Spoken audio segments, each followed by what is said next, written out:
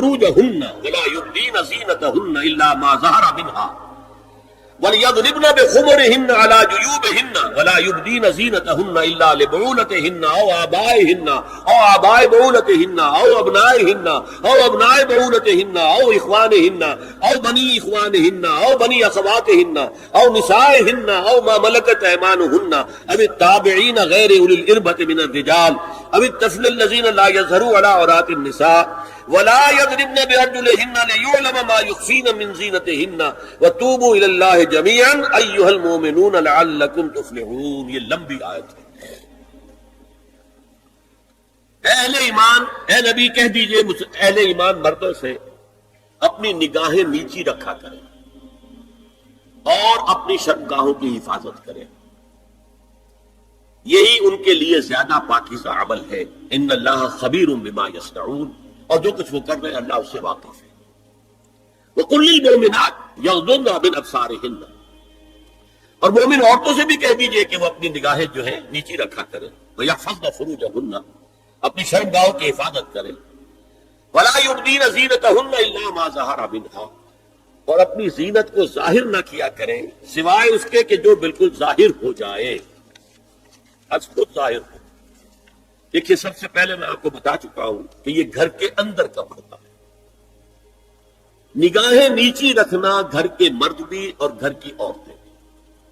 یہ کیوں کہا گیا؟ آج آپ کے علم میں نہیں ہوگا انسسٹ کس قدر تیزی سے پھیل رہا ہے مغرب کے اندر. انسسٹ کہتے ہیں باپ کا اپنی بیٹی سے ملوث ہو جانا، ماں کا اپنے بیٹے سے ملوث ہو جانا، بہن بھائیوں کا آپس میں زناکاری کرنا، یہ انسسٹ کہنا. اس وقت امریکہ میں سب سے زیادہ جو پریکٹس ہے وہ سائیکیٹرسٹ کی ہے.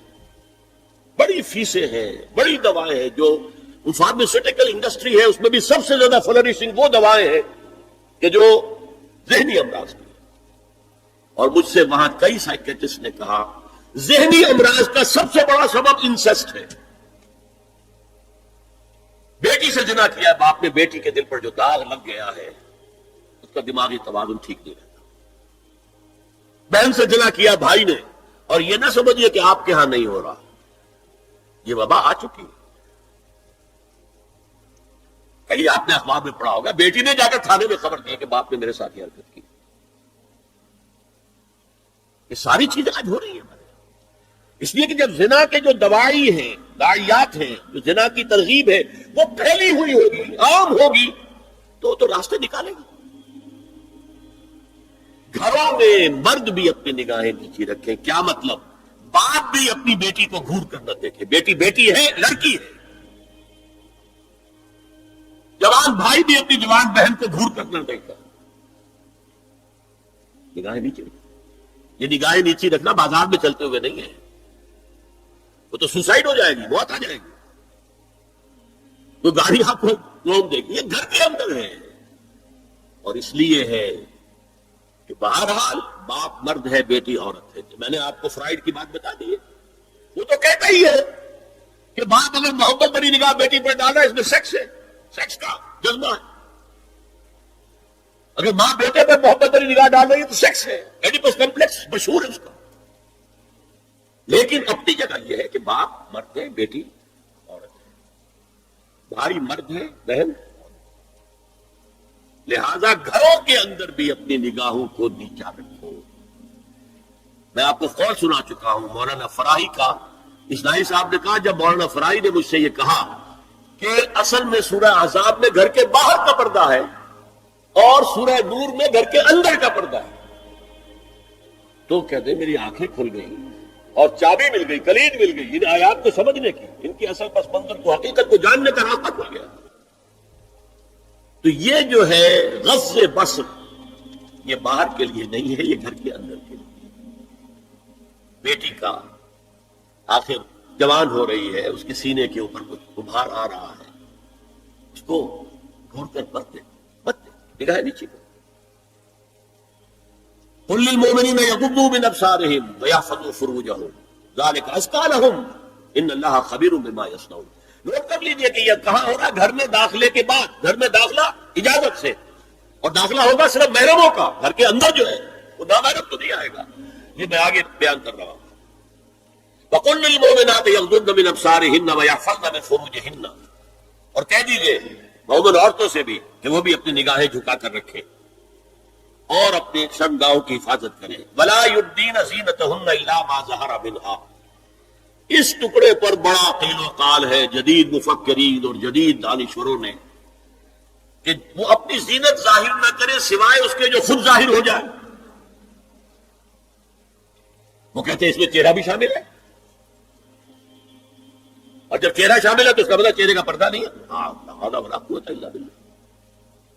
آپ کو بہت سے حضرات نے وہ پڑھی ہوگی بحث جو جنگ میں ہو گئی تھی. ایک صاحب وہ انسٹیٹیوٹ آف پالیسی اسٹڈیز اس کے اسکالر ہے، ریسرچ اسکالر، انہوں نے لکھ دیا کہ الا ما ظہر منھا میں چہرہ ظاہر ہے، شامل ہے، لہذا پردہ نہیں ہے. اور ارشاد احمد حقانی صاحب نے بھی زوردار اس کے اوپر جو ہے وہ تائید لکھ دی، اور گویا کہ کہا کہ اب تو مسئلہ ہی کیا ہو گیا جو ایک ریسرچ اسکالر کہہ رہا ہے. تو یہ مولوی بلاتے جو کہتے پڑتے ہیں کہ یہ عورت کا جو چہرے کا پردہ ہے، یہ تو بات ختم ہو گئی. The matter is clicked. میں نے صرف ایک جواب دیا کہ اس شخص نے جو بڑا ریسرچ اسکالر تھا، پہلے یہ لکھا ہے کہ سورہ نور کی ان آیات میں سطر کے احکام آ رہے ہیں، تو پھر یہ پردے کا چہرے کا معاملہ کیا؟ سطر میں تو پردہ چہرہ شامل نہیں. محرموں سے پردہ کیا ہے؟ محرموں سے اس کا نام سطر ہے. عورت کا پورا جسم سطر ہے سوائے چہرے کی ٹکیا اور یہ ہاتھ اور یہ پاؤں، بس. کیا مطلب ہے؟ بھائی بھی نہیں دیکھ سکتا بہن کے جسم کا کوئی اور حصہ، باپ بھی نہیں دیکھ سکتا بیٹی کے جسم کا کوئی حصہ. یہ سطر ہے. سطر محرموں سے پردہ ہے. اس سے آگے صرف شوہر یا حسب ضرورت طبیب، سرجن، بس. یہ محرموں کا پردہ. گھر میں عورت رہے گی تو سطر کے ساتھ رہے گی. محرم آئیں گے، چچا اس کا محرم ہے، آئے گا، لیکن وہ بھی تو مرد ہے نا، چہرہ تو نہیں ڈھانپے گی، یہ کہ محرم ہے، لیکن باقی جسم سطر. عورت کا پورا جسم سطر ہے سوائے چہرے کی ٹکیا. بال بھی سطر میں شامل ہے. سر پر وہ سکارف جو آج کل بنا ہوا ہے بہت بڑا مسئلہ، انہوں نے چہرے کو نکال دیا، صرف سکارف سمجھا ہوا پر حجاب کہتے ہیں. اللہ تو حجاب پورا تو نہ ہوا، وہ صرف ایک حصہ ہے، لیکن ایک حصہ صحیح ہے. سر کے بال جو ہے وہ چھپے ہونے چاہیے، یہ سطر میں شامل ہے. چہرے کی ٹکیا ہے جو سطر سے باہر، ہاتھ ہے پونچھوں سے باہر، اور پیر ہے ٹخنوں سے نیچے، بس. اللہ اللہ. تو فرمایا ما ظہر منہا زینتہن میں الا ما ظہر منہا میں کیا کیا چیزیں آ سکتی ہیں. دیکھیے، اگر عورت پوری کی پوری برقعے کے اندر ملبوس ہے، چہرے پر بھی نقاب ہے، آنکھوں کے آگے بھی یا جالی ہے یا کوئی چشمہ ہے، تو پھر بھی اس کے حسن کا ایک حصہ وہ ہے جو ظاہر ہے. اگر طویل القامت ہے، قد القامت، یہ حسن کا حصہ ہے کہ نہیں، وہ کہاں چھپائیں گے. اور غالب نے جو شعر کہا ہے، تیرے سر قامت سے ہی قد آدم قیامت کے فتنے پر کم دیکھتے ہیں. سر قد عورت، اسی طرح جسم سے ڈول ہے، اکیرا بدن ہے، یہ تو نہیں چھپے گا. عورت موٹی ہے، کیسی ہے، جسم جو غیر متناسب ہے، یہ تو نہیں چھپے گا. متناسب ہے اعضاء، قداور ہے، اکیرا بدن ہے. یہ ہے وہ چیزیں کہ جو حجاب کے سلسلے میں ما ظہر منہا، یہاں ہو رہا ہے کہ جو سطر کے سلسلے میں ہے ما ظہر منہا زینت کا، اور وہ چہرہ ہے. لیکن اب اس میں ایک اور بات، وَلْيَضْرِبْنَ بِخُمُرِهِنَّ عَلَىٰ جُيُوبِهِنَّ، یہ بھی گھر کے اندر کی بات ہو رہی ہے. کیونکہ میں پہلے بتا چکا ہوں، جلباب ہوتا تھا جب گھر سے باہر نکلتی تھی عورت، تو وہ اپنی چادر لپیٹتی تھی اپنے گرد، چہرہ نہیں ڈھانپتی تھی. صرف چہرے کا حکم دیا گیا اس کے ضمن میں. وہ سورہ احزاب کی آیت ہے، وہ رہ گئی، میں بیان کروں گا. اور خمار اوڑھنی ہوتی تھی جو گھر میں اوڑھتی تھی. گھر میں ظاہر بات ہے کہ جلباب تو نہیں لیا جا سکتا، آخر گھر کا کام کاج کرنا ہے، ہلکی سی اوڑھنی تو وہ گھر میں. لیکن فرمایا وَلْيَضْرِبْنَ بِخُمُرِهِنَّ عَلَىٰ جُيُوبِهِنَّ، اور انہیں چاہیے کہ اپنی اوڑیوں کے بکل اوڑنیوں کے اپنے سینوں کے اوپر گریبانوں کے اوپر بھی مار لیا کریں تاکہ یہ سینے کے جو ابھار ہیں ان کو ایک ایڈیشنل کور مل جائے. دیکھیے سطر کا تقاضے ٹرائنگل لیجیے. لباس دبیز ہونا چاہیے، باریک نہیں. حضور نے فرمایا اللہ کی لعنت ہو ان پر جو لباس پہن کے بھی ننگی ہوتی ہے. باریک اتنا لباس ہے یا چست اتنا لباس ہے، ڈھیلا ڈھالا ہونا چاہیے، دبیز ہونا چاہیے. لباس کے اندر یہ دو حصے جو ہیں وہ لازم ہیں. اور پھر سینے پر، اب ظاہر بات ہے کرتا پیدا ہوا ہے، ڈھیلا ڈھالا ہے، پھر بھی یہ سینے کے ابھار تو ظاہر ہو جائے گا. ان پر ایک اضافی اوڑھنی سر پر سے لے کر اور اپنے اس گریبان کے اوپر بکل مار لینا تاکہ یہ جو نسوانی حسن کا دوسرا مظہر ہے.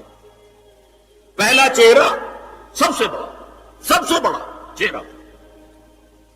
اب جو لوگ کہتے چہرے کا پردہ نہیں ہے تو خدا کے بندوں پھر پردے کی ضرورت کیا ہے؟ نسوانی حسن اگر اس میں اٹریکشن ہے وہ کہاں ہوتا ہے سب سے بڑھ کر؟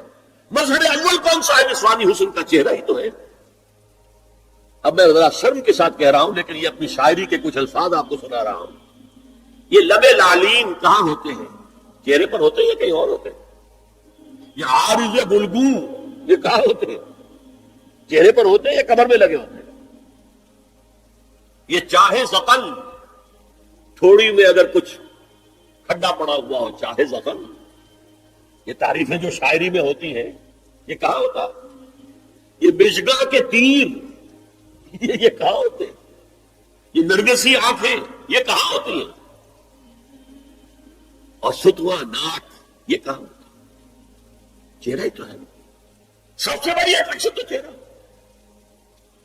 اسی کو نہ چھپایا تو پھر اور کیا چھپایا؟ ہاں دوسری چیز چھاتی کے ابھار بہت اٹریکٹیو ہوتے ہیں انسان کے لیے. اس کے لیے یہ ہے کہ وَلْيَضْرِبْنَ بِخُمُرِهِنَّ عَلَىٰ جُيُوبِهِنَّ. کرتا بھی دبیز کپڑے کا ہو، کرتا جو ہے ڈھیلا ڈھالا بھی ہو، شلوار اور دبیز تر کپڑے کی ہو، ڈھیلی ڈھالی ہو، اور اوڑھنی کا بکل جو ہے اپنے سینے پر مار دیا جائے. اب اس کے بعد فرمایا وَلَا يُبْدِينَ زِينَتَهُنَّ إِلَّا لِبُعُولَتِهِنَّ. اب یہاں یہ زینت کا لفظ آ رہا ہے چہرے کے لیے. اور چہرے ہی میں کچھ سنگھار بھی ہوتا ہے. کچھ سرما لگایا ہوا ہے، فرض کیجئے کسی اور طرح کا کوئی زیور پہنا ہوا ہے، گلے میں پڑا ہے، کانوں میں بندے ہیں وغیرہ وغیرہ. یہ زینت چہرہ اور اس کے ساتھ کوئی بناؤ سنگھار کا معاملہ جس کی کہ حضور صلی اللہ علیہ وسلم نے تلقین کی ہے. عورت کو گھر میں بن سور کر رہنا چاہیے، شوہر کے لیے ایٹریکٹیو رہنا چاہیے. خاص طور پر شوہر جب آنے والا ہے شام کو دفتر سے، اس وقت عورت جو ہے بن سور کر رہی ہے. اس لیے کہ اصل مقصد کیا ہے؟ جتنی بھی انسان میں سیکشول انرجی ہے وہ مرکوز رہے شوہر اور بیوی کے درمیان. یہ فلسفہ ہے.